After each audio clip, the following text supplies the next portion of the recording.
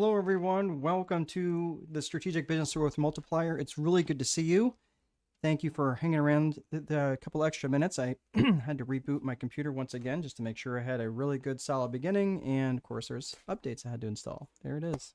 I never seem to get this started on time, but it's really good to see you guys. Thank you so much for sticking around. Hello, I've got, is that Nadira? Hello, Nadira. Very good to see you. Nadira Shakir. Love that name. Please, Nadira, let me know where you're from and what kind of business that you're in. And also, Katura, hello. Katura Stewart. It's very good to see you. And Yokelang Iyer. Sorry if I'm messing that up. Hello, it's really good to see you. And yes, it's good to see you as well. So please let me know. Let's see. So let me know where you're at and what kind of work that you're in. Let me know.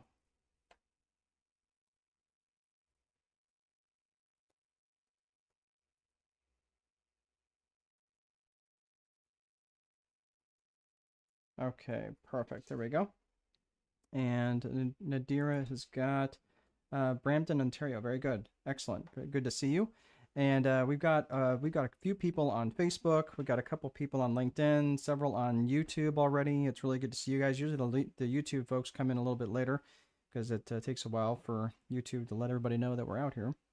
And you are Couture. You're in Texas and you're doing senior care. Perfect. Excellent. I love what they're doing in the senior care industry right now. They're actually taking much better care of people than they were. Not great, but better. I'm glad to hear that you're doing that.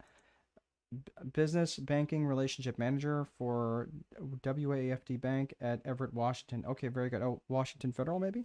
Okay, excellent. I was in banking for a number of years and really liked the banking world. I really did enjoy it, but I had aspirations for things more entrepreneurial. But I was an underwriter for a while. I was a teller for a while. I did all sorts of different stuff. Did loan review. Did all sorts of aspects of banking. So it's good to have you here. Okay, so if you're just joining us, please let me know who you are and where you're from. We are going to get right into it. We have got a lot of things to cover, and I just want to let you know there's a couple things we're talking about when we get into the concept and in context of business growth.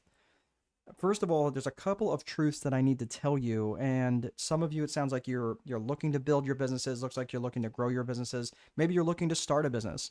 If that is the case, I just let you know that there's just a couple of ground rules that I want to tell you up front, and some things that you may not necessarily want to hear because that's not really, people are just not telling the truth out there. They're more interested in getting your money. They're more interested in telling you things like, "Oh, you can do it. All you got to do is believe," which certainly a positive attitude certainly helps, but there are certain economics to certain businesses that just aren't there.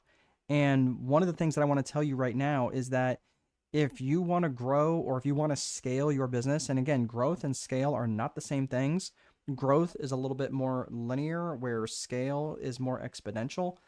And I just want to let you know that if you're wanting to grow your business or even scale your business, that not every business is scalable and that you cannot scale a broken business model. You might be able to grow a broken business model to a certain point, but you cannot scale it.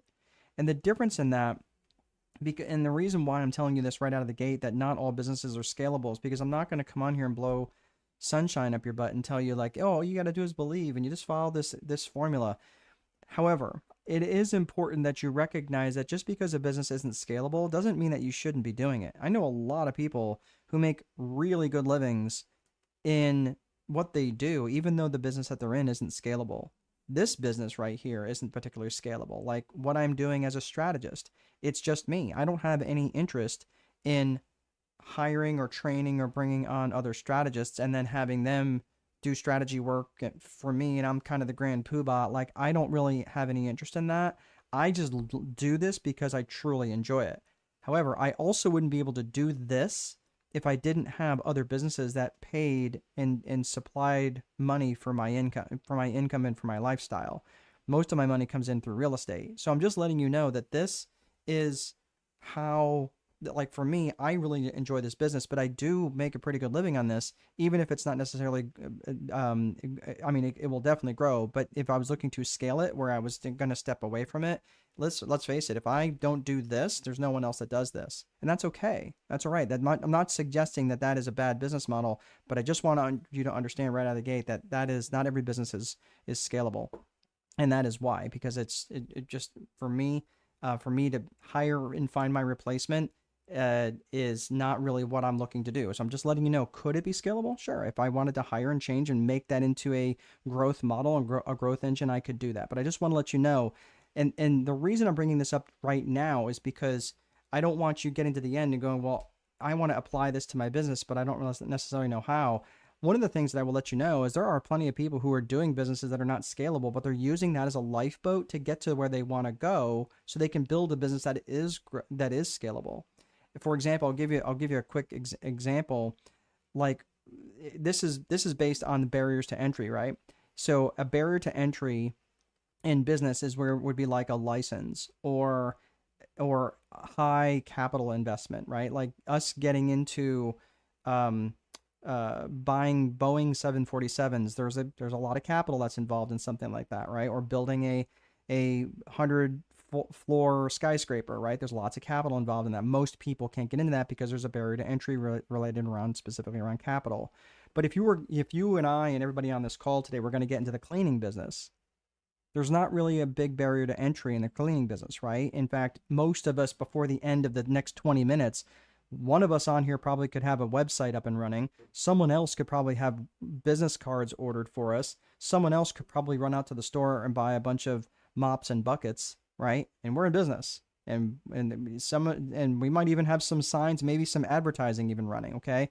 That's what I'm saying. Within minutes, all of us could be in the cleaning business. Again, I'm not suggesting that the cleaning business is a bad business to be in. I'm just letting you know it's not. It can be really tough to scale. There's not saying that you can't scale it or grow it. I'm just saying it can be tough to scale. So that's, and you have to be mindful of the business model that you're building. So let's get into this. So who is this specifically for? I want you to understand right now, right out of the gate, that this is designed for businesses with employees or who plan to have employees. If you don't plan to have employees, that's okay. There's still going to be plenty of things that you will learn today. But I want you to understand that bringing others into your business is what has a scaling effect on your business.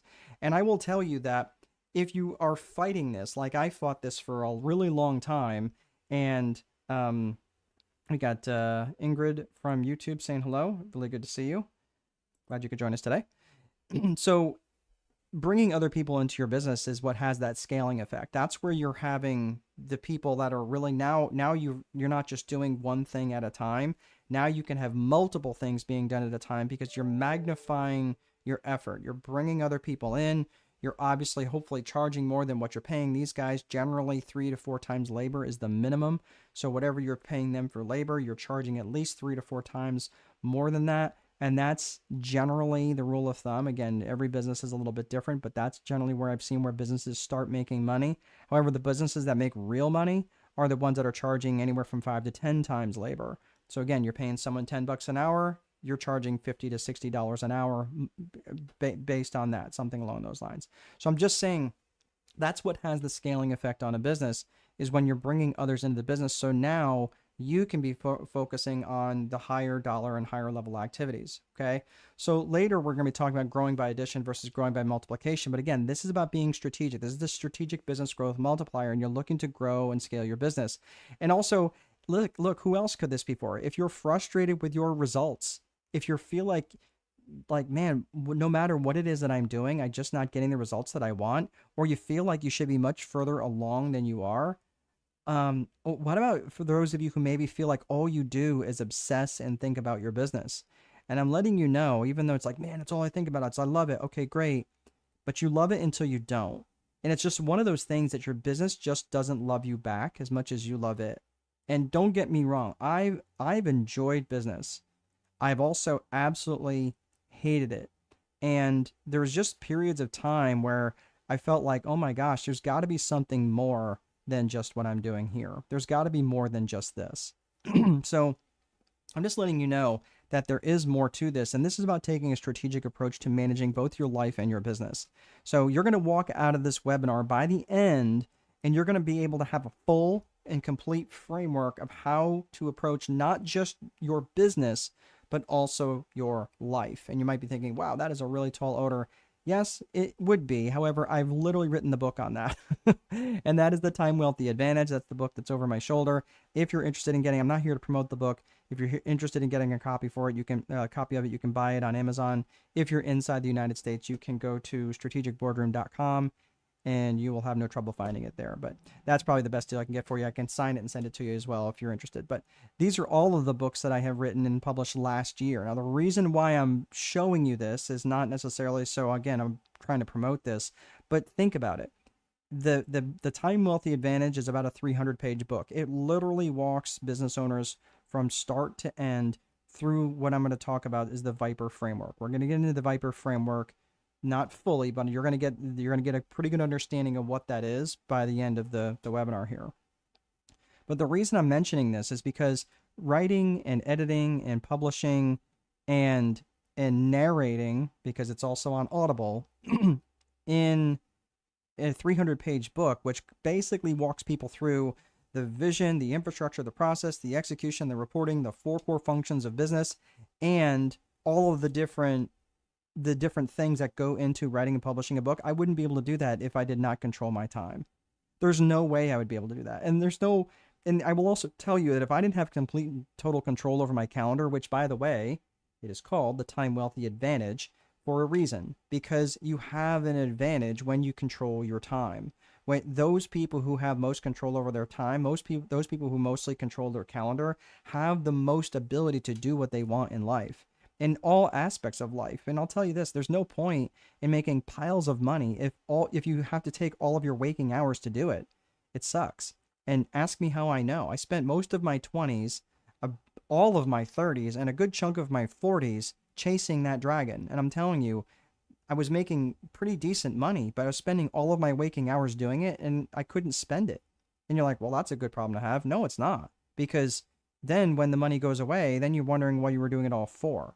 And that's exactly what happened to me. Going into 2009, I had about $6.5 million worth of real estate that I had built in this portfolio, and it was gone in about 8 months because things turned against me. And again, it's all my fault. I'm not saying that to get pity or anything like that, but I'm just letting you know that when you hitch your wagon to that, and that's the thing that goes away, it's just, I just look back at the wreckage of my life and I'm like, what did I spend the last 10 to 15 years building? So again, there's no point in doing all this if it takes all of your waking hours to doing it. So what do I do? What do I spend my time? At the jumpy place. I'm telling you, kids should name everything. So we have a 3.5-year-old daughter, we have a 17-year-old daughter, and we have a 20-year-old son, 17-year-old son, and a 3.5-year-old daughter. Yes, I'm 53. And you're like, wow, you did not do the math on that. No, I did not. And I have parts of me that ache because she likes to go to the jumpy place all the time, and it's literally the most exhausting thing ever to do, no matter what your age, unless you're her age. So she likes to lay on it and basically play popcorn while I jump up and down, and she just bounces and thinks it's the most hilarious thing ever. And I'm crawling through tunnels and sliding down slidey things.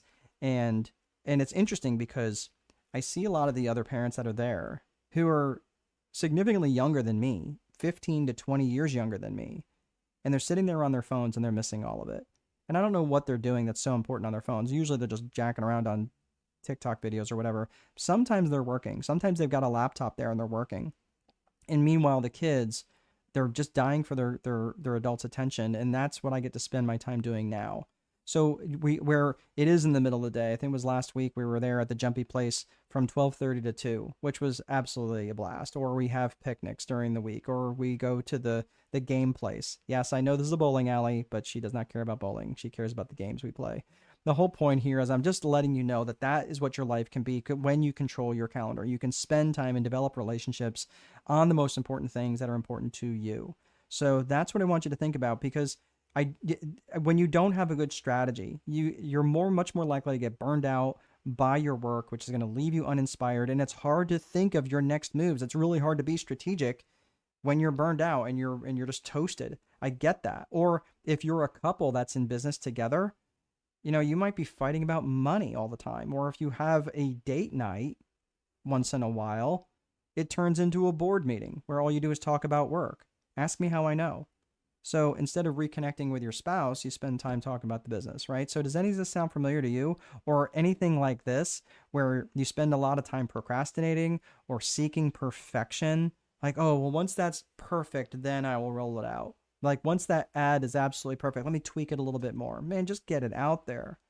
What about doing the unnecessary? When you know you should be making phone calls, you know you should be reaching out and doing your emails for outreach, for lead generation or whatever, but you find no, it's really important that I organize my paper clips in my desk, or hiding inactivity where you have so many things to do you don't even know what to start on first. How about hiding an inactivity, where well, you're hiding an activity is basically where you're just basically burying yourself in work so you don't deal with the things you really need to be doing. Hiding an inactivity is basically where you've got so many things to do you don't know what to start on first. Lying to yourself, telling yourself that things are better than they really are, or setting impossible standards. Yeah, once I make $500,000 a year, then I'll start to think about slowing down. Right? Meanwhile, you've never made any more than $60,000 a year. These impossible standards this is all self-sabotaging behavior. And by the way, this isn't meant to be judgment. This is confession. This is all the stuff that I have struggled with. What about starting things and not finishing things? Ouch. Yeah, that's a big one, right? I mean, I can't tell you how many times I started and stopped so many different projects and didn't actually end up finishing them. Allowing distractions to exist in your life, allowing a lower standard to exist in your life. If people aren't treating you well, or if you're allowing certain things to exist, certain situations to exist in your life, and you're just letting it happen, what you allow will continue. Not rewarding yourself, not giving yourself any downtime. And this is what happens when I see people who literally work 7 days a week. They will work Sunday through Sunday, never giving themselves any time, and they end up becoming like the drunk guy at the party that thinks his jokes are all funny. And like you're working so much, and you're never giving yourself a break. You're never giving yourself actual rest, because rest is an important part of actual work. Part of rest is recharging. So when you come and you after you have rested and you are now refreshed and you look at something from a different perspective, all of a sudden it looks much easier versus just working 18, 20 hours at a stretch, sleeping for a couple of hours and then getting right back into it, not really being fully recharged. You're kidding yourself. How about fear of failure or fear of success? This is another one that I have struggled with. Having a fear of failure or a fear of success. Good evening. Lundvig? Or Lindy. It's good to see you. I'm assuming you are overseas. Let me know where you're from.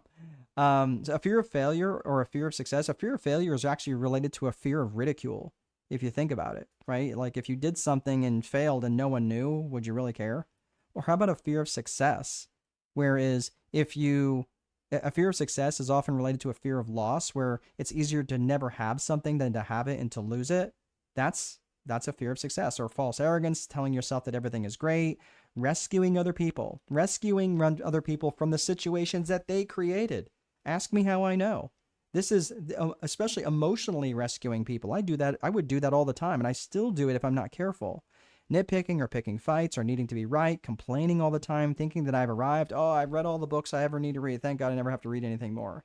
Yeah, I used to think that. Last year I read 42 books. The year before that I read 41. And I'm on pace right now, probably around 35. I'm a little bit off pace just because I'm in a PhD program this year. So, and that pace will continue but I'm thinking that I've arrived is one of the most toxic thing I could ever do, is self-sabotage. Gossiping or comparison, constantly tearing yourself down, not taking ownership of things, being consistently late and missing deadlines, flying by the seat of your pants, not following through on commitments, and having a bad relationship with money, and about 12,000 other things. I can go on and on and on. But the point of all this stuff is all of this stuff, all of these self-sabotaging behaviors, all of it disrupts your ability to grow or scale your business. Sorry, I got misspelled out. But the important thing here is to take 100% ownership of all of this stuff. You have to take 100% ownership of your actions and your activities. Otherwise, if you don't see yourself as part of the problem, there is absolutely no way in the world you're going to see yourself as part of the solution. So that is when we get into the heart of what we're talking about and starting to change all of this. and how to think strategically and to take charge of not only your business, but also your entire life. So this is the basis of the strategic business growth multiplier. And there's a couple of things. There are just three main elements that we're going to get into around this. And this is around, first and foremost, around the systems function of your business. Then we're going to get into the psychology of your business. So it's about systems and psychology. It's an S&P approach, S&P, systems and psychology. And the last of these is the four core functions. And this has to be true in every single business. No matter what business that you're in, you have to have all four functions. So as we take this business approach, again, we're looking at systems and psychology. We'll start in systems. So everything, like I mentioned, that's around the Viper framework, the Viper methodology, is in the book, The Time Wealthy Advantage. All of this, by the way, is also in the community, which I'll talk about the school community here on and off, not just because, I mean, yes, if it's interesting to you and you'd like to join it, I will tell you how to do that at the end. But just because I want to let you know that other people have learned this framework. Literally dozens and dozens and dozens of people have learned this framework and are employing it in their businesses. And once they've learned it, how to apply it in their one business, if they want to start another business, they can apply the same framework within that other business as well. This framework works because it's strategic. It's a strategic approach. It's a top-down approach, not just you start out and then you learn this tactic and learn this other tactic, and all of a sudden you got a whole pile of tactics and a bag full of tricks that you don't necessarily know that all of these things are actually going to work seamlessly together, and many times they don't. So this is why you want to look and create a strategic approach. That way you can apply it to any business when you're getting started. So again, for those of you who are just joining me, please let me know where you're at and what line of work that you're in. So let's get to the Viper framework. The Viper framework stands for vision, infrastructure, process, execution, and reporting. So let's get started on vision. Vision is the main premise of all of this. And vision has two components. It's got personal vision and it's got business vision. These main elements, you cannot skip these. And you cannot skip and just say, well, it's all about business vision or it's all about personal vision. Many business plans are all about business vision and they give no consideration at all to personal vision. There are other frameworks of business frameworks that only talk about business vision. I'm telling you that if you don't consider your personal vision, you're at a distinct loss, because that's what's going to end up happening is your business vision ends up becoming your personal vision. But your personal vision is basically, where do you want to go? Where do you want to go in life? Like Katura, where do you want to go in life? Yokeling, where do you want to go in life? Linby, where do you want to go in life? What do you want your life to look like if it wasn't defined by income generation? If your job description wasn't also a life description, okay? So Ingrid, like same thing for you. Like, what do you want your life to look like? Let's say if you woke up with $30 million or 30 million pounds or 30 million euro in your bank account tomorrow, okay, fine, go and buy some cool stuff. But from a day-to-day perspective, what would that look like? And that's not a lot of money. I mean, you could, yes, it's a lot of money, but you can burn through it pretty quickly if you're not a good steward of money. So it's really important to start to consider what your day-to-day life would look like if it wasn't defined by income generation. So next, after you have defined your personal vision, then you start giving some consideration to a business vision. Once you define where you want to go, what you want your life to look like, then you start thinking about your business vision. Your business vision is like, cool, that's where you want to go? Cool. How are we going to get there? That answers that question. And when you start reverse engineering that business vision that delivers that personal vision, that's how you have time wealth. That's how you have the time wealthy advantage. So there's many times I've sat in seminars and conferences, even different masterminds, where the people that were sitting to my left or to my right were legitimately making 6 and 7 figures a month. And at the time I was like, okay, I mean, and I did well. Like, I mean, I was in the right room, but you know, some of these people were making 7 figures a month. They had been making that for a really long time. And I also happen to know that many of them, not all of them, but many of them, they had a complete disaster going on at home. They weren't connected to their spouse. They didn't really have any relationship with their children whatsoever. And you know what they were most worried about? An extra comma in their bank account. That's the thing that they were most worried about. And I was like, man, are you kidding me? And what they had effectively done is they created a business vision that became their personal vision. They didn't have any concept of what their personal vision would look like. And the danger in creating a business vision before creating a personal vision is that you end up creating a life that exists to serve the business. And I'm just telling you, that sucks. I spent the better part of almost 2 decades chasing that dragon. And man, now that I've defined the personal vision that I want, the business vision delivers that for me. My business delivers that lifestyle for me. So I'm just letting you know, you can have this. You can have these things that you want. Many of you could probably have a lot of these things now. Not everything. And certainly, this isn't about playing small by any stretch. This is about focusing first and foremost on that personal vision and allowing that business vision to deliver that for you. So when you're looking at this personal vision, and we're just gonna talk about this for another minute, and then we'll put the fries in the bag, and the rest of today is going to be about business and business vision. But the personal vision, one way that you can start to think about that is to craft a 100th birthday speech. So let's say that you're turning 100 years old, okay? And you're turning 100 years old, and what would you say to the people in the room? What would be the message that you would want them to carry out beyond that day? Like, they left the room and that was the legacy that you would be hoping to pass along. Think about that. And if 100th birthday speech, like you're turning 100 years old and you're thinking like, well, I don't know, like I'm 25, man. I can't think of who I would want in the room or whatever. I mean, okay, fine. Well, what about your next milestone? Maybe your 40th birthday, or maybe when your kids turn 18 or something along those lines. What would you want that to look like? Who would you want in the room? What would you say? What would be the legacy that you'd pass on? What are just some basic things that you look forward to? That would be a great way to start your personal vision, or even some relationships that you put in that you would want. Or what are some things that you've always wanted to try? Like, think about that. Think about that when you're crafting your personal vision. So again, when we're thinking and considering your vision, again, it's got that personal vision and business vision. And when you're defining business vision is always defined with 3 C's, and that is your core purpose, your core values, and your client avatar. Now, before I go on, whenever I get hired as a strategist or a fractional CSO, which is a chief strategic officer, or anything along those lines, when I'm being brought in to an organization and they're asking me, what my capabilities are and what it is that I do, and a strategist is a very top down, a very systemic type thinking. So you're looking at all different aspects of the organism, if you will, right? So if someone has a fever and they've got an infection in their leg, and it's a pretty bad looking infection, and you're like, hey dude, you've got an infection and that's probably what's causing your fever. That's systemic thinking, right? It looks in between the different systems to see the interaction, the interplay that's going on. And that takes a particular type of skills, right? The different skill set. And that's the main difference between a business coach and a strategist.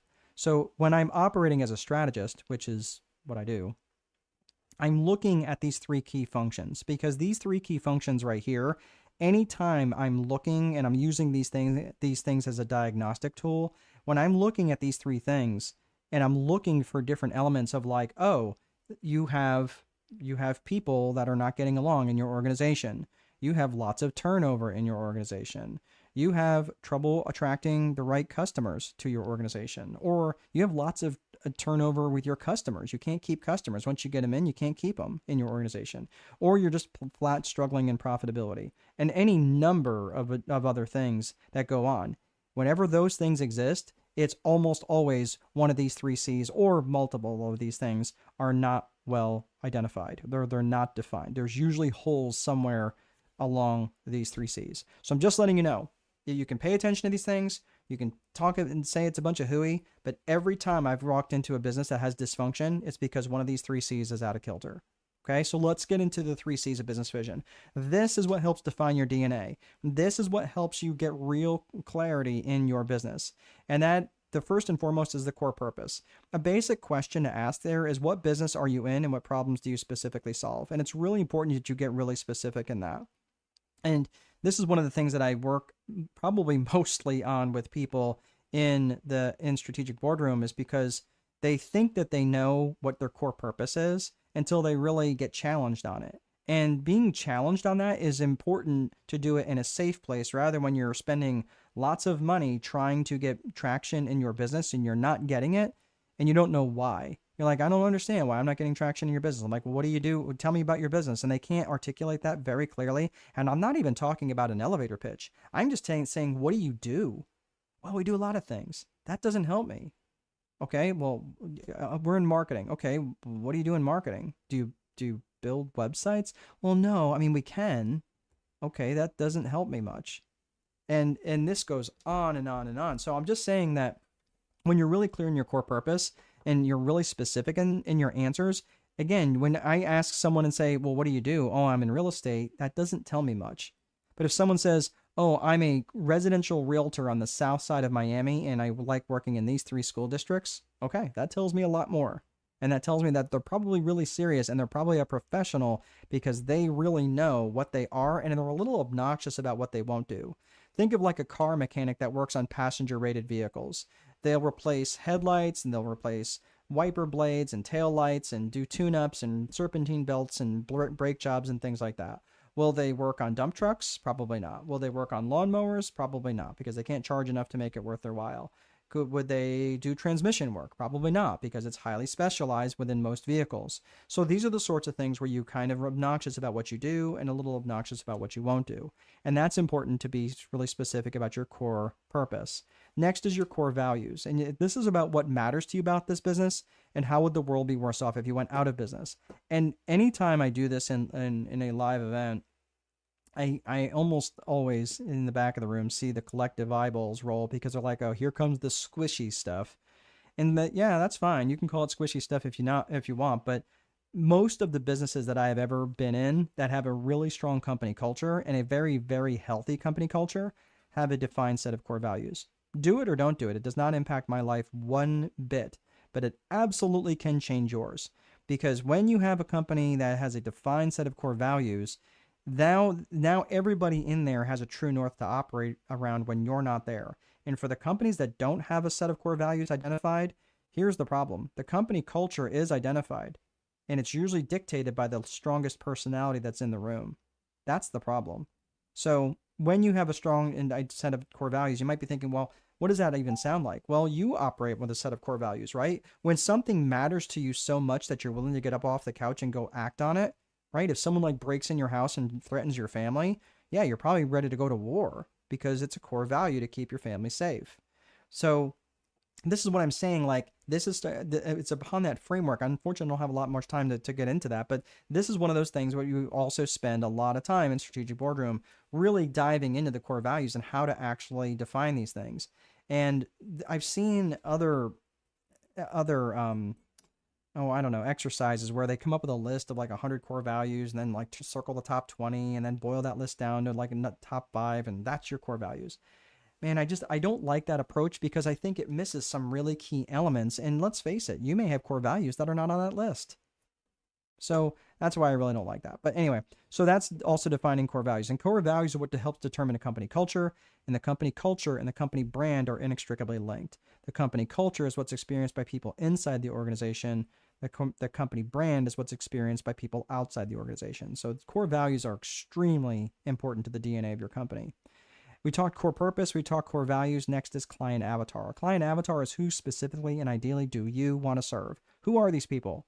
And you have to know them geographically, demographically, and psychographically. Think about where they are, not just physically in the world, but are they online? Like, where do you get them? How do you reach them? Geographics is important.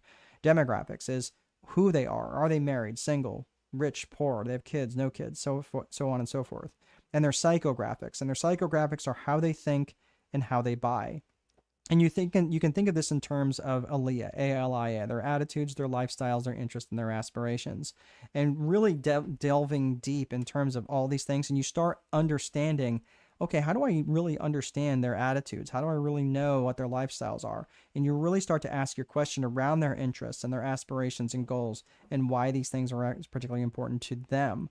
And once you understand their aspirations, their attitudes, their lifestyles, it's much easier for you to reach them in your marketing. So this is what's really compelling as you really start to think about this stuff in advance. And all of these things, the core purpose, the core values, and the client avatar are really, really critical to the DNA of your company. So here's what I want you to do. Okay, you don't need to put it in the chat if you don't want to. I'm not here to publicly shame anybody. But if you want to, you can.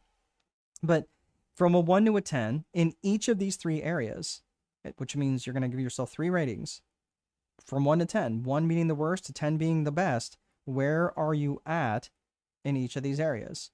Like 1 to 10, where's your core purpose, right? 1 to 10, where's your core values? 1 to 10, how well is your client avatar defined? And I will tell you this, you can't give yourself more than a 5 if they're not written down. And why is that? Because you may think that you know them today, and in 6 months, I'll ask you the same thing, and it'll be absolutely different. That's just the way it works. And the people who fight me on this, they're the ones who are struggling. So do it or don't do it. Like I said, this is what really changes people's lives. And this is why I'm saying, I'm not trying to be a jerk here. I'm just saying, like, most of the time, 90% or plus of people, they will go through this webinar and they get a lot of information, and I check in back with them in several weeks or a month or more. And because they didn't pay anything for it, I think that's just the way it goes, nothing changes. Very few of people's lives change because they've gone through it. So I'm just saying, like, this is where you actually have to dial in and say, no, this is something I'm really going to do. So this is the personal vision and business vision. That's the vision component of the business. This will start to go pick up a little bit in pace. So infrastructure is the bones of the business. That's the things like your desks and your chairs and your software and things like that, your websites. And it's really important and critical component of your business. But you might be thinking, if it's so critical, then why does vision come first? Because it spells Viper better? No, the reason that vision comes first is because you're going to be building an infrastructure that's in alignment with that vision. So let's say, for argument's sake, that Ingrid is, or Katura is, let's say that their vision is to lay on the beach in Spain for 2 months out of the year, rubbing cocoa butter on their belly. Okay, if they build an infrastructure that's going to require them to return emails and phone calls in a timely manner, that's going to be a horrible experience for them when they're trying to lay on the beach rubbing cocoa butter on their belly. So that's why vision comes first. You're building that infrastructure that's in alignment with that vision for the future, that's going to stay in alignment with that vision for the future. So that is the vision and the infrastructure. Let's look at the process. Process is simply how you do stuff. How you do stuff from a day-to-day perspective, and from a tactical day-to-day perspective, and from a strategic perspective, long-term. So let's first look at tactical. Tactical is basically how you do stuff from your day-to-day perspective, your standard operating procedures, your SOPs, your checklist items, and even your day-to-day activities, from opening procedures, your closing procedures, how you answer the phone, how you prepare bank deposits, and things like that. So when you if I drew a box around infrastructure and process, right, that's the system. That's the system. For those of you people who are like, oh, I'm all about systems and processes. For you, all of you who are on systems and processes, that's your system. That's great. Except this system needs to be driven in some strategic direction. Because let's look at this system like a ship or a battleship. Well, you don't want to leave that battleship just moored to the harbor, right? The battleships are not meant to be moored to the harbor. They're meant to be taken out into open sea. So when you go and you take this battleship, well, that's about driving that battleship out in a strategic direction. Otherwise, with that battleship moored to the harbor, you're going to be open to whatever economic winds happen to blow across the harbor, right? So you need to be strategic in what you're doing with that system, and that takes driving it in a very specific direction, and that takes strategic planning. So in the strategic planning part of the process, the tactical stuff was day to day.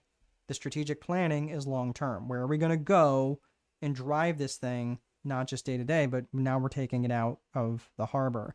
So when you're looking at strategic planning, it takes 3 Ps: people, purpose, and promotion.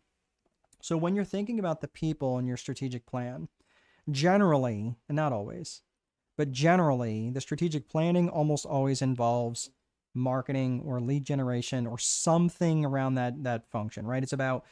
Usually it's around driving it towards a very strategic purpose. Okay.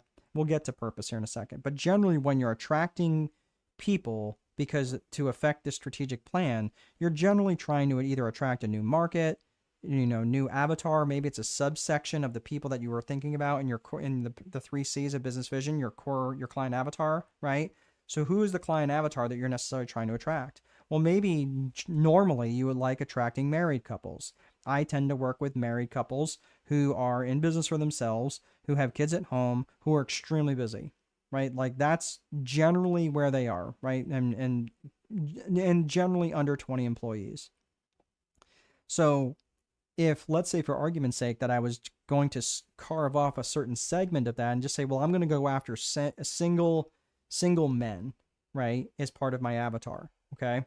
So unmarried men that don't have any kids. Okay. So again, that's carving off a piece of the avatar that doesn't necessarily fit the entire avatar. Okay. So those are the people that I'm going after. But my point is that I'm defining who these people are. I'm also defining who the people who are maybe represent a skill set that I don't have. Maybe, again, when we talk about the four core functions of business, we're going to be talking about lead generation and sales and operations and accounting. And maybe I just suck at accounting and I'm not trying to learn to be an accountant. So I'm going to hire that out. So who are the people that I'm going to need when I start thinking in my strategic planning? Maybe I'm thinking about a new vendor relationship. Maybe I'm thinking about a new subcontractor relationship, something along those lines. Maybe I need to hire more people. But who are the people? What's the people component, both from an avatar perspective, from a target market perspective, and also from the people inside my organization that I'm going to need? Who are the people that I need? The next is purpose.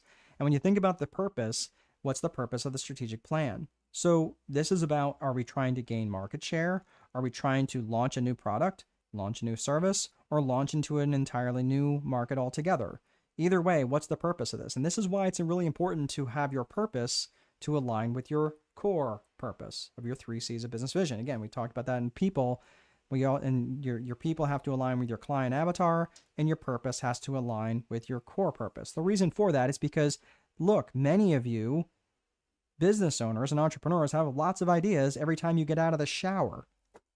And every time you get out of the shower, you have a new business idea. You're like, hey, honey, we're going into the oil business. And you're like, oh my gosh, really? Like, are we doing this idea today or the 17 that you came up with last week?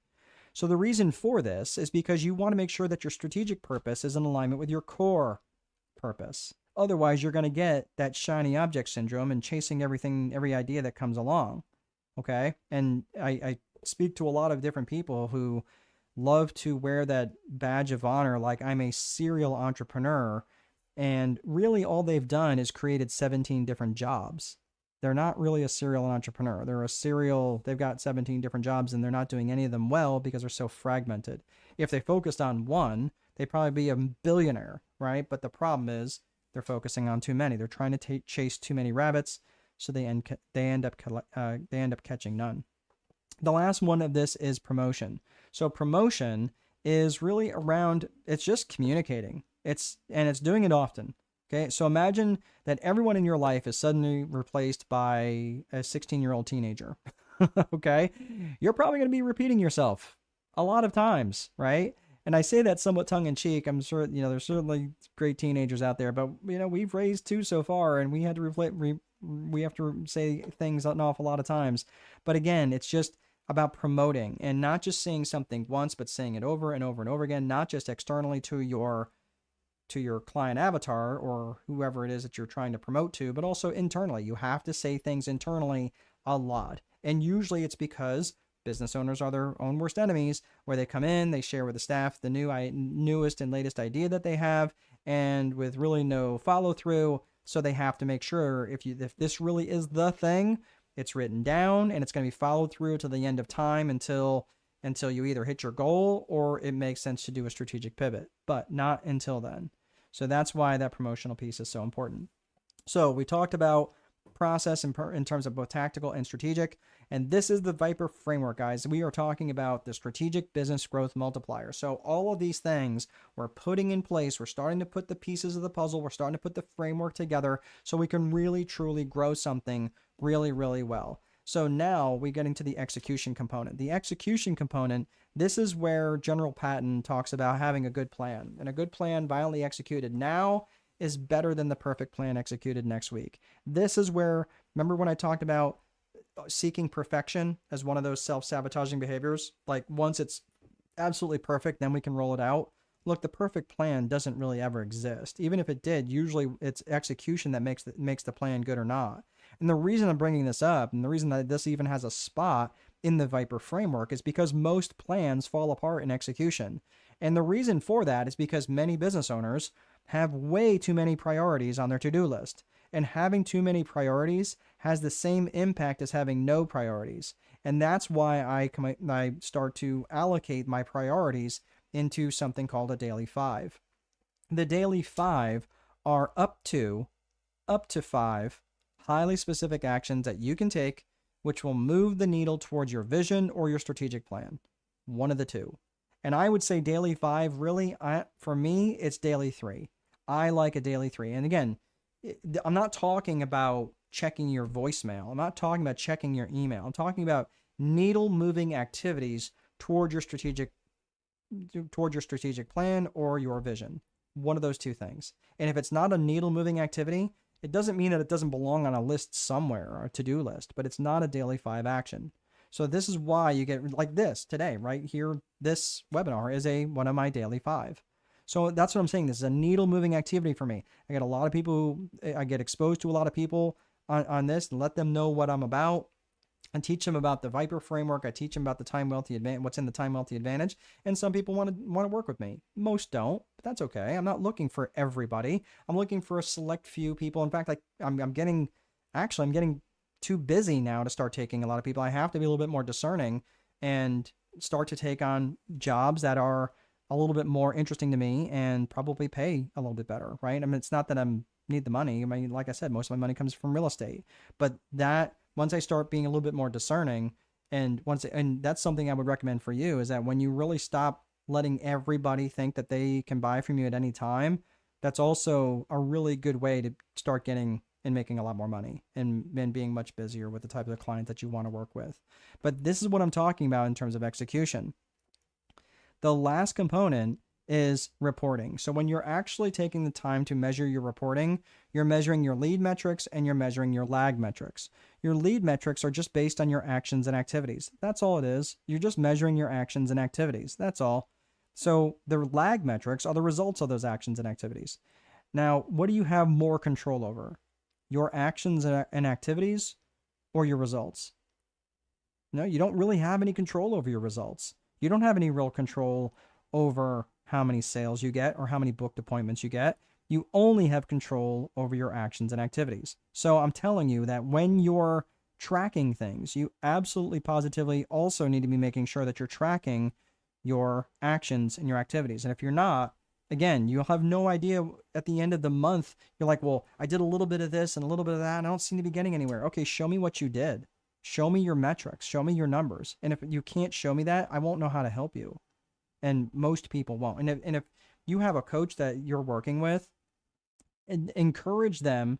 Many of them should be doing this automatically. But if this is something that you're really wanting to work towards, then find a mechanism so you can start measuring this stuff. Because what happens if the coach goes away? They shouldn't necessarily be holding you accountable to that. They should be holding you accountable, make sure that you're tracking your metrics, though, especially your lead metrics, because that's what you can control.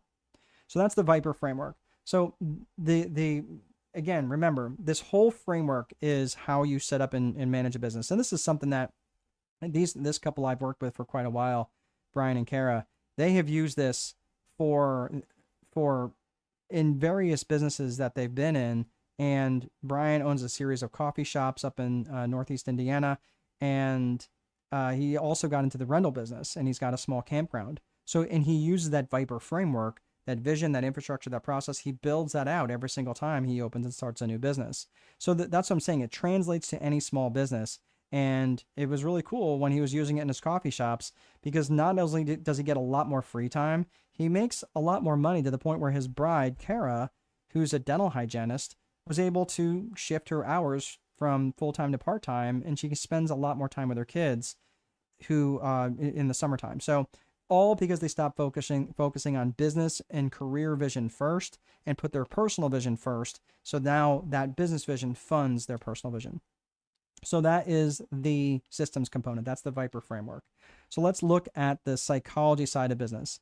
So when you're looking at systems, again, systems are great, systems are important, systems are necessary, but systems will only get you so far, because systems, right, I mean, they're perfect for stability and consistency and accountability, but they are limited around making subjective decisions. That's not what they're great at.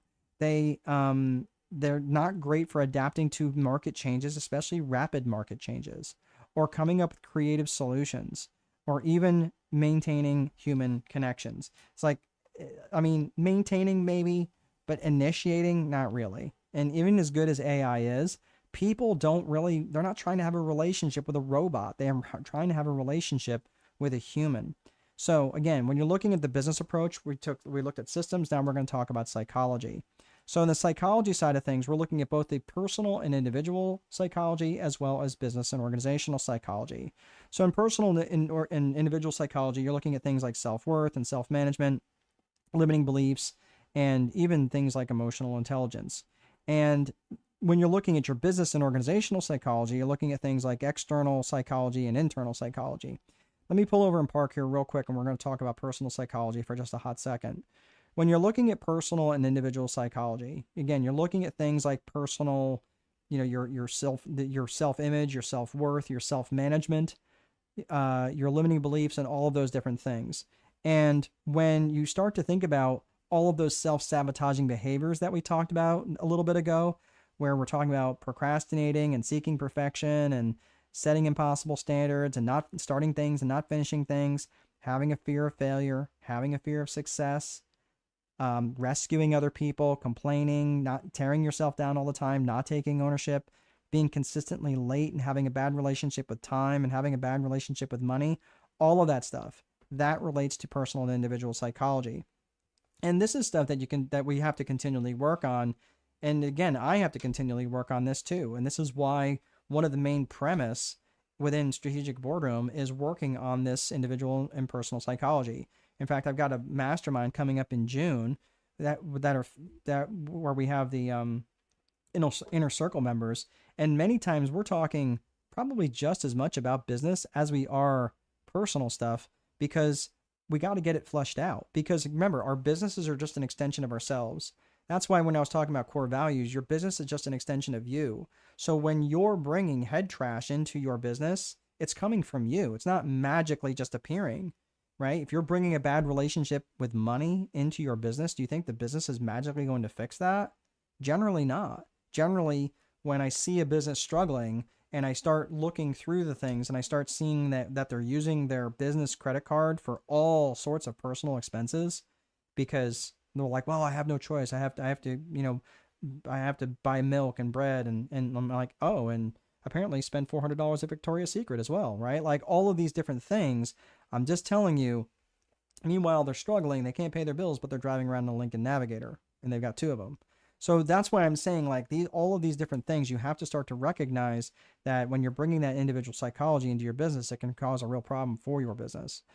So when you're looking into business psychology, we're looking at things like external and internal. And you're looking at things from an external perspective, which is your buying psychology, vendor psychology, which is really more related to like negotiations and things like that, and even things like politics. Because I'm telling you, when you start attracting and you start doing things in your neighborhood or your community, you're going to attract politicians. It's like a moth to a flame. Because they're looking for donors, and man, I'm telling you, and I have so this is my actual office. Like, I have an office building. I don't work out of my home. My home's about 5 or 6 minutes away though. So where my office building is at, it sits on a main street, one of the main streets in my town. And this town's about 150,000 people. So it's a pretty good sized little city here in Lafayette, Indiana. And where I'm at, I have probably, I don't even know, the location where there's about 50,000 cars every day drive past my location. So guess what? Many politicians want to stick their signs in my yard. And I'm like, nope, I'm not doing that, because I don't need that. I just don't want to attract that sort of thing. I will support them, behind the scenes, but I'm not doing that, right? So I'm just letting you know that is something that you should be prepared for. Internally, you're looking at things like, when it comes to internal psychology, you're looking at things like management and leadership. And when you're looking at things like that, I want to spend a few minutes on leadership. Now, right now, I am in a PhD program for organizational psychology. I'm trying to get my PhD. And as I've gone through the classes so far, and I'm looking at the different things that they're continuing to bring up, like change management and things around leadership. And whenever they bring up leadership, I'm always looking through the lens to see if these things are there. And whenever I have seen leadership traits, and I'm saying there's lots of leadership traits that are important, but if these three are missing, you are not effective, and you may not even know why.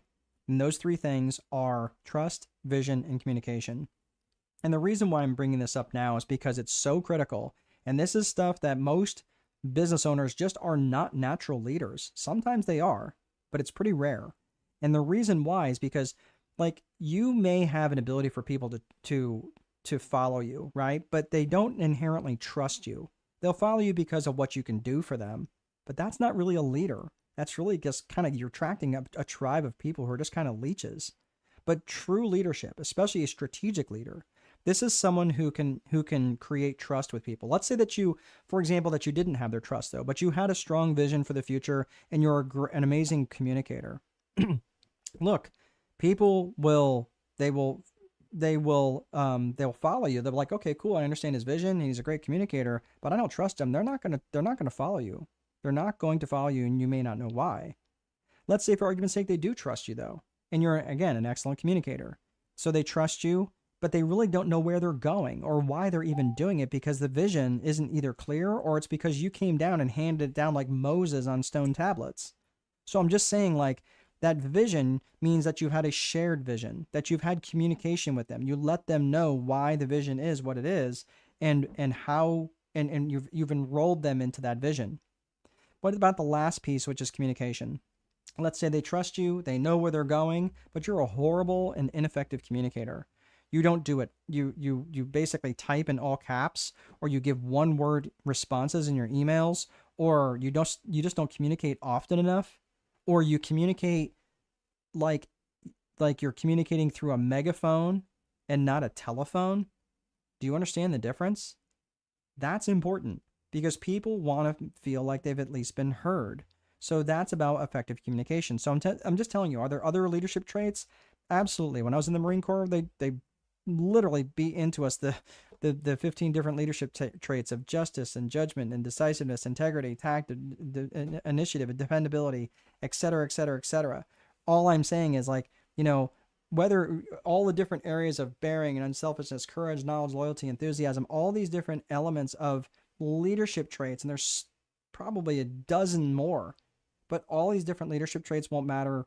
They won't matter as much if you don't have these three. I'm just telling you.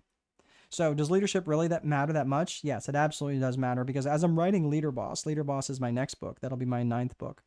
But this is really where it comes down to compassion versus candor, right? Caring versus candor. And when you have compassion, this is where, if you have too much compassion and not enough candor, candor is where you really tell people what they need to hear. Compassion is really having that understanding for that person as a human being. But if you have caring and compassion and no candor, people will walk all over you as a boss. You're like, man, I'm just too nice. I don't know what happens. Yeah, you're too nice. And then because you're too nice, people walk all over you. Or if you have too much candor and not enough compassion, what ends up happening is people treat you like you're a tyrant, and you become very legalistic, and you start having to rely on all the rules and laws and everything that you create inside your organization.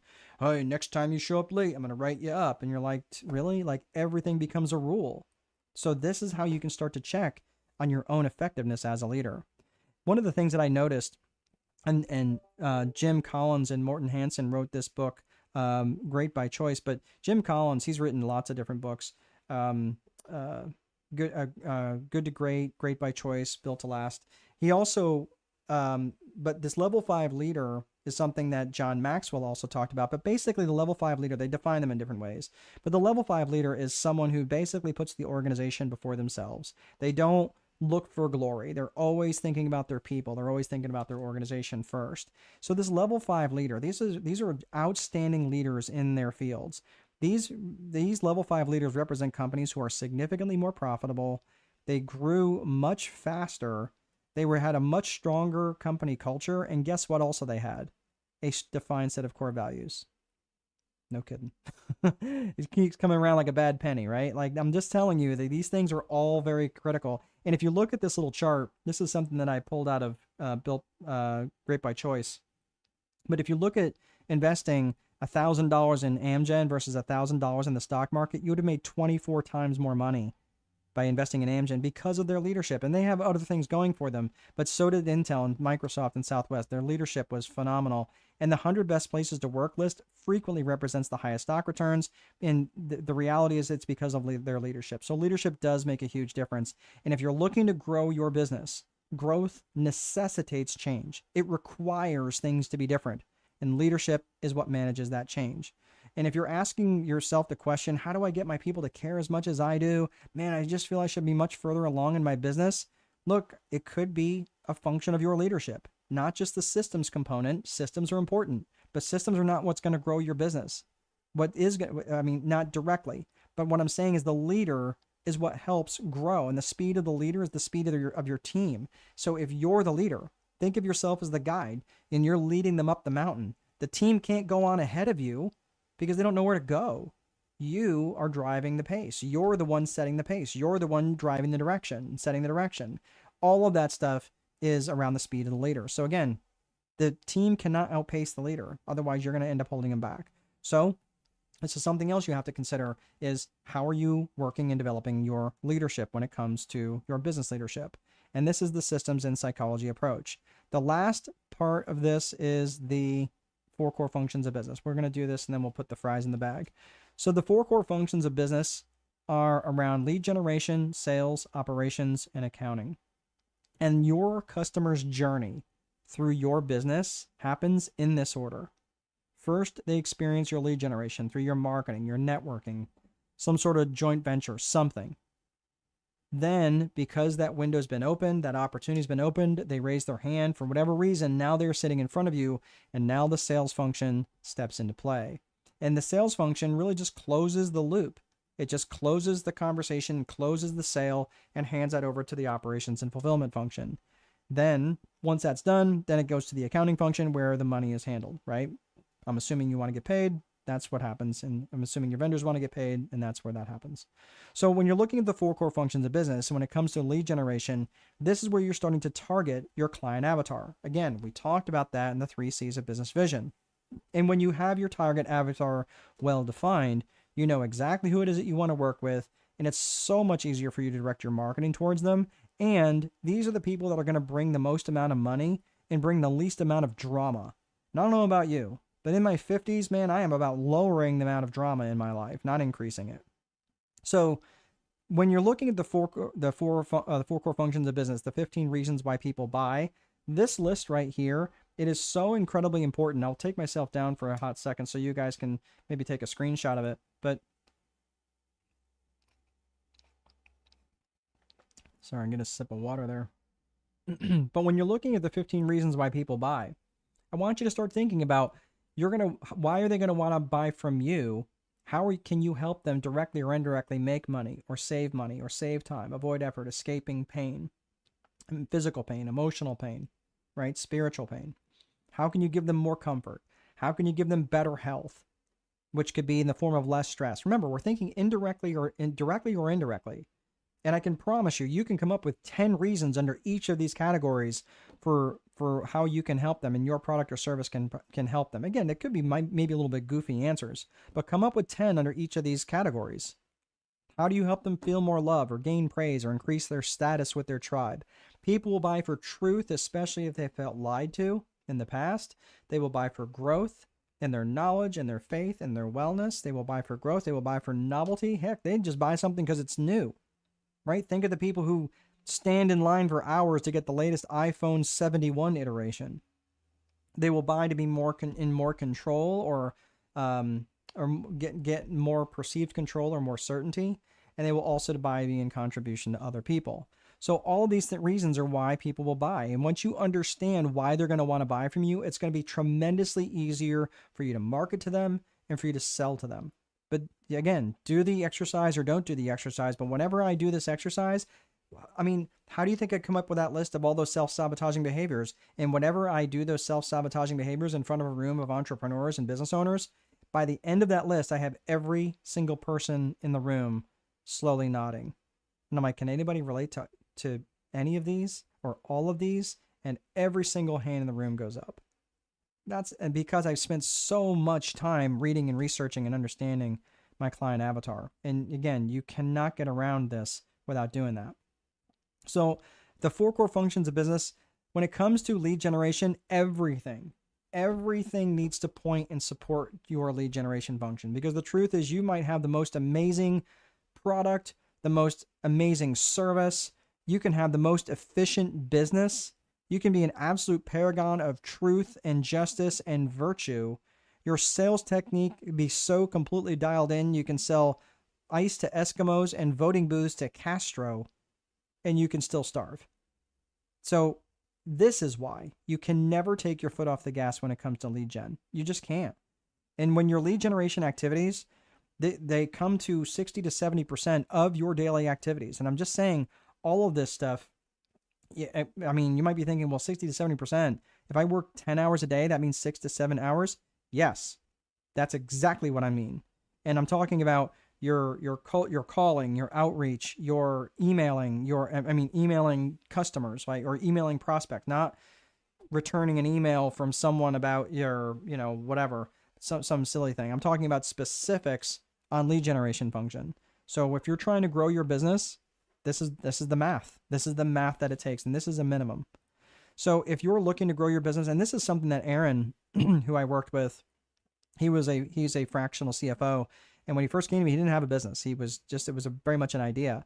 And when we finally got him dialed in on a client avatar, we were deciding between, we went through multiple iterations, which was important in that function. But when he finally narrowed one down, we got him narrowed down between $10 and $30 million contractors as this fractional CFO. And within 6 weeks of him determining that, he signed on 2 clients. And what you're going to see here on this check, that's a $50,000 check that he took a picture and sent to me. So I'm just saying, like, this is absolutely critical, and you have to have this stuff well defined. If you don't, you're just going to continue to wander and you're going to continue to struggle. So the sales function continues the conversation that started by the lead generation function. Remember, if it's not seamless, if it seems like it's very fragmented, you started the lead generation function and the sales function is kind of wonky or just not existent, or you're not following up on your leads, you may as well be literally opening the window and throwing $100 bills out the window, because that's exactly what you're doing when you're not getting back to your leads on time. And most salespeople suck at this. I'm not trying to be mean. I'm just saying they just don't do the thing that's necessary when the leads are coming in. So you have to have a mechanism to make sure that the leads are followed up with, because salespeople will sometimes also embellish the work that they say they're doing and they're not doing.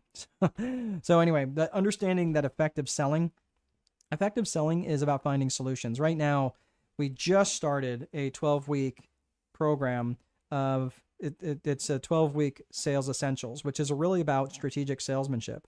Salesmanship has gone completely out the window. And when times are really, really good, salesmanship really can be kind of bad and people can still do pretty well.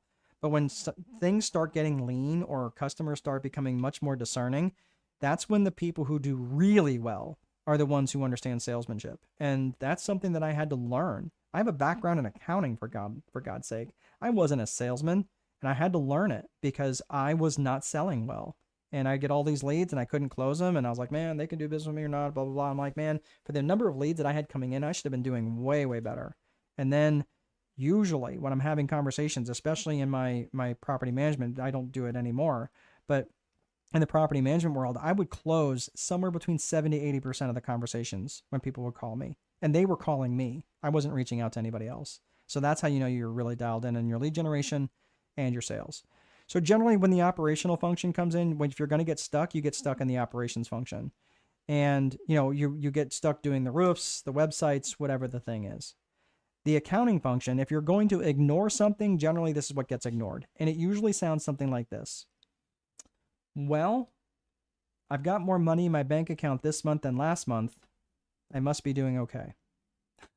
And I'm just letting you know, no judgment. I have a degree in accounting and I have said those words. So I am the least qualified person in my business to actually do my bookkeeping because I know I won't do it. That's why I have someone who does my bookkeeping for me. So I'm just letting you know, you cannot ignore your accounting. This is something I go through in the money and finance course, which is, I think tomorrow is financial literacy. Just some basics. It's basically the basics of understanding financials.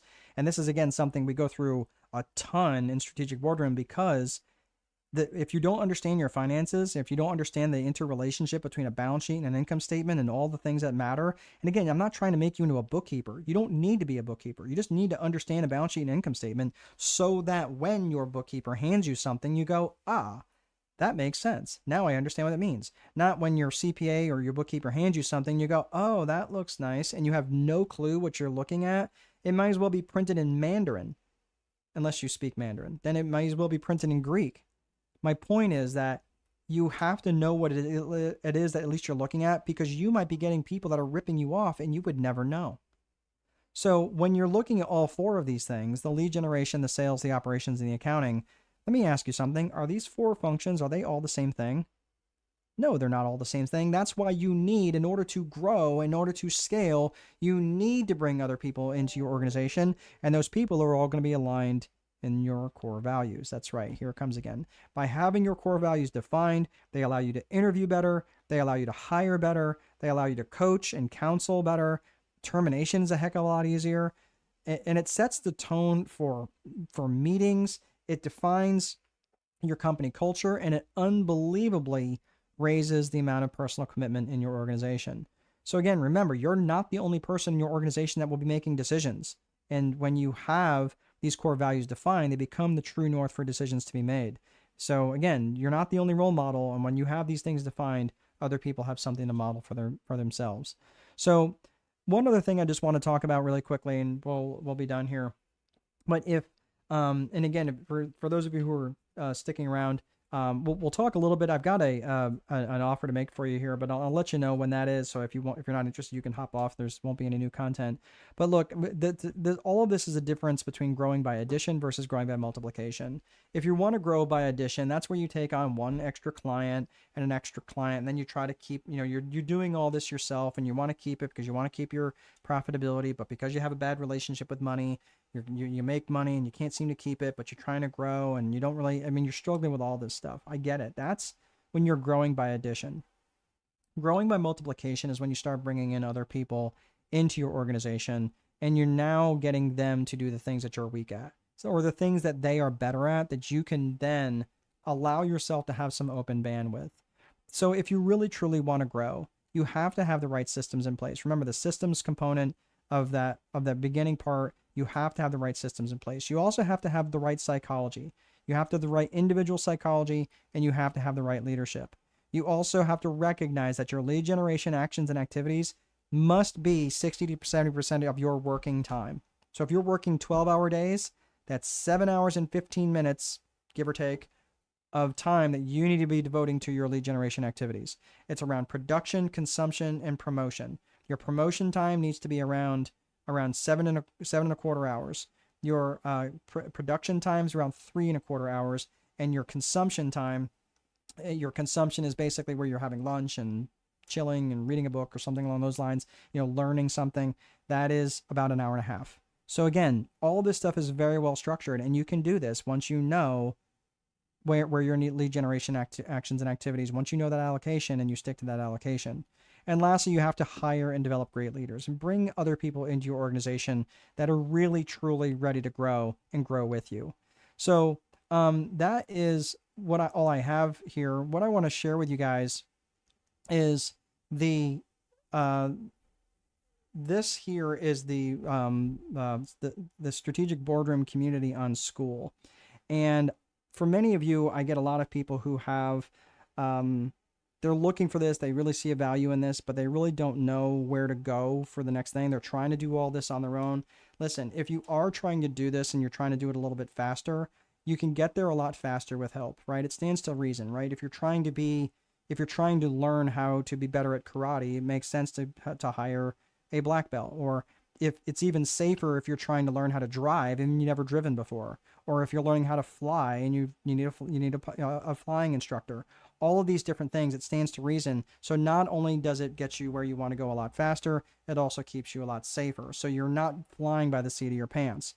So if you are interested in something like this and you're looking for a community of like-minded business owners, then I'm just going to show you really quick what this looks like. This is my school community, and I will put that up there in the link right now if you want to check it out. There is a very, hold on one second here. if you are looking for just an entry level, there's a really cheap entry right now, which is just $39 a month, and you can just try it out. All I would ask is just give it a couple of months, give it 3 months. And here's why I'm saying this. If you get in and you decide after 3 months that the thing sucked and it didn't do what I said it was going to do, and your life is not any better, I will 100% refund your money. I have no problem giving people money back if I did not do a good job.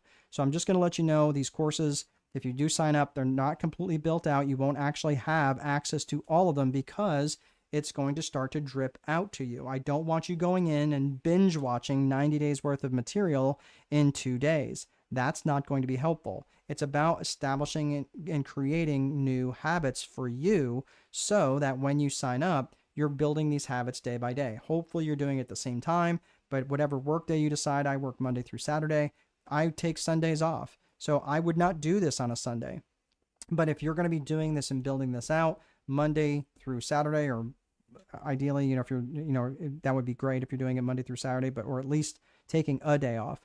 But my point is this will be dripping out to you over time. So if this is interesting to you, I just put the link up on the slide, but in the chat session. But one other quick thing is there's a couple different components up here. There's a community which kind of works like Reddit, or basically just a blog. So if you look in there, where there's just going to be people that can post in all sorts of different things. They're posting what they have done well. I'm posting content in there. I'm posting all sorts of different stuff in there. But there's also the classroom, and that's what you're seeing on the screen right now, where you're seeing month 1, month 2, month 3, and you'll see the Viper framework. You'll see advanced money and finance course. I'm actually going to upload the book writing course for business owners. So if you're ever interested in learning how to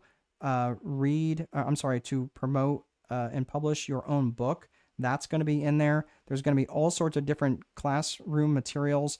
And also for those of you who want to sign up for, there is a coaching component, a one-to-one coaching component for a few more dollars if you're interested, but all that is explained in the room. So like I said, if all of this stuff, and right now too, if you look at the bottom right here, you'll just see the strategic salesmanship. You will be also invited into that 12-week session. Just depends on what level that you're buying in at. Regardless of the level you'll buy in at, you'll at least be able to be in the group. If you're wanting one-to-one coaching, then that obviously costs a few dollars more, but that is entirely up to you. So here's what I've got. Go to school.com/strategic boardroom, and that is everything. So thank you all so much for sticking around. I hope this is so very helpful for you.